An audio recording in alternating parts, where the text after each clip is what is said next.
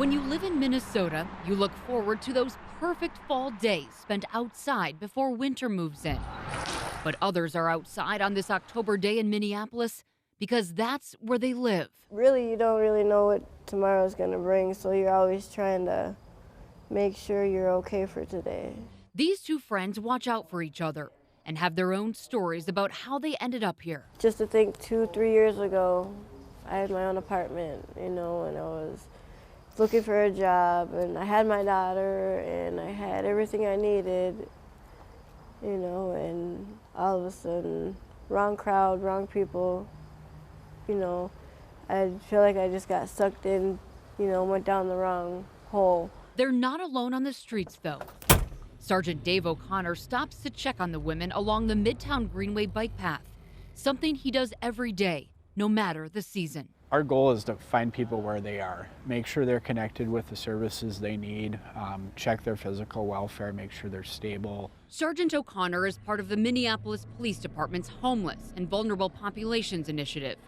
Started in 2018 by Chief Madaria Arredondo as a way to connect with the homeless, give them a voice, and show compassion. I think our police department and just society as a whole is kind of recognizing that homelessness isn't a crime. It's an initiative that's grown from one officer to two.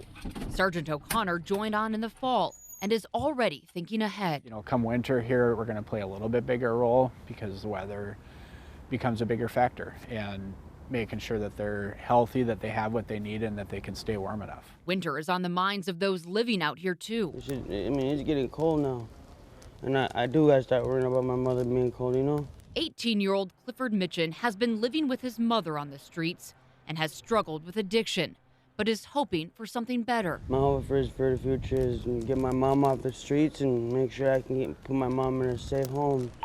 Yeah, I'm going to be out with an encampment, 25th and Bloom. I'm code 4. As fall moves closer to winter on this November day, there's an urgency in the air. You want a hat? Today, Lieutenant Grant Snyder is hitting the streets. He piloted the Homeless Outreach Initiative with MPD over 2 years ago. Getting a little chilly, isn't it? And he was running it solo. Hey, let's hook you guys up with some hats and gloves, okay? Until Sergeant O'Connor recently came on board. Give one of those to her, too, okay? Please. A growing team to address a growing issue. So we're seeing constantly new people right now, which is very concerning. Numbers back those observations. A count of unsheltered in Hennepin County was done by the nonprofit St. Stephen's in July and found 732 people who were unsheltered on a single night, up from 523 a year before. An account in 2018 by Wilder Research showing a majority of the homeless population in the state has a chronic mental or physical health condition. We got a person here with no feeling from the waist down, requesting ambulance. Outreach workers are seeing it firsthand. I can't have you guys being hurt out here and injured and me not knowing about it. Breaks my heart. The friends of the man taken to the hospital are living under the 12th Avenue Bridge along the Greenway for now. It's a combination of things, family distress, family addiction to drugs, things of that nature, things that we're getting better at figuring out what is it that we need to do in order to stay out of homelessness. Something that weighs heavily on their minds, especially now. Columbia Castro's girlfriend, Roberta, is pregnant. 2.5, 3. 2.5, 3 years, yeah. Out here, so. But hopefully we're getting help this year. We all did the intake of housing. My brother and sister haven't done it yet, but all of us did it. We got Elliott House now. They've got like 10 beds open. Oh, really? Yeah, so I'm going to make sure that I tell them about you guys down here. Lieutenant Snyder makes a mental note to follow up, something he does with all those he connects with. Well, we show up every day. That's the biggest way that we can do it, is we track people, we keep in touch with them, we show up with what they need. And they follow through on that promise. Here you go, man.